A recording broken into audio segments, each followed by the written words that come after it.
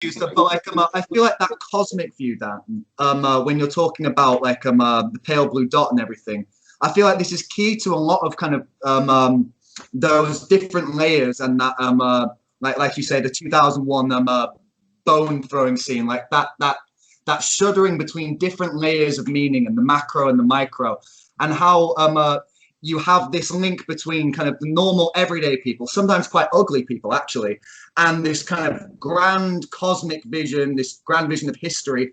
I mean, just in the Vincetti Brothers, which was probably the book that was the most enjoyable for me to read, and like had the most moments that affected me the deepest. You had moments like, for instance, where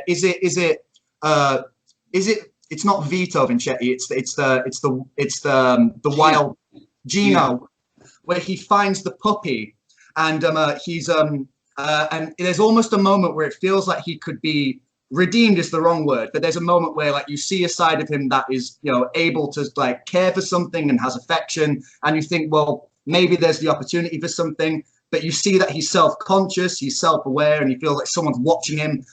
But then in the narrative, you do this amazing thing where you go off on a digression about time travel, and you say that it's not really possible for us to travel into the future, because the future is really in of itself just too abstract. I mean, but if we traveled into the past, we would be like voyeurs, we'd be like phantoms, we wouldn't be able to touch anything, affect anything, we'd be at a distance and we'd be watching invisibly.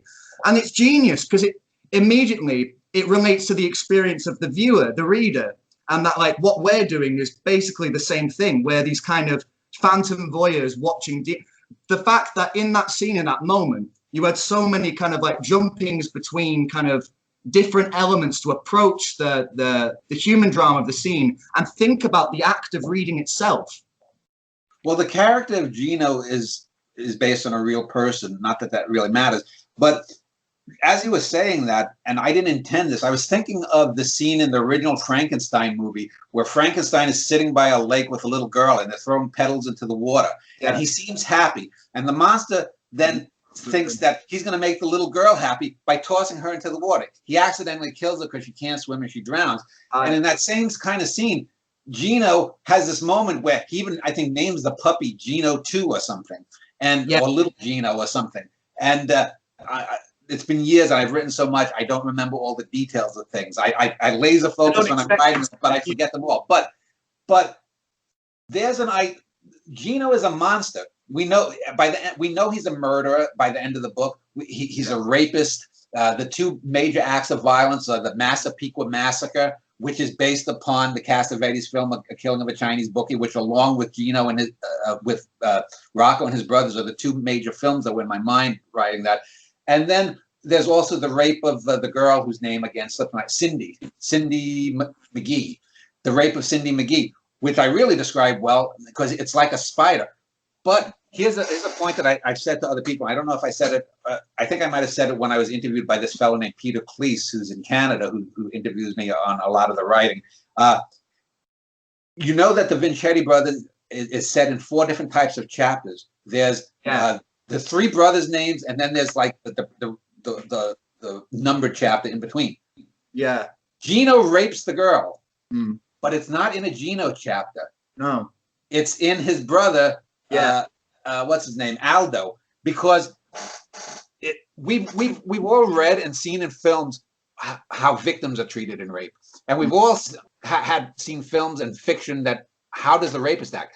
But it's Aldo, the brother who's the most sensitive and the most internally fucked up in terms of self-destruction, more so than Gino.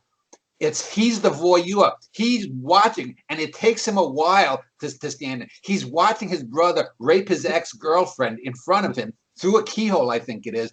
And that's the thing. And I can talk about how greatly written that is, but it's the fact that it's in the Aldo chapter, and this is about Aldo. The girl is being raped. His brother's the rapist, which comes from Rocco and his brothers, by the way, that the rape of the ex-girlfriend. But it's about Aldo, and that's the thing.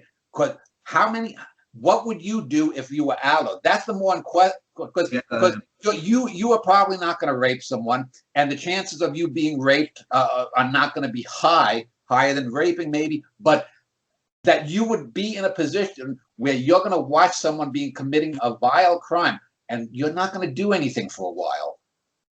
That's the thing that sets, and it's a more credibly appealing choice. But that's the kind of thing that is totally beyond the mind of someone who thinks, oh, wouldn't it be cool if the Underground Railroad was really a train?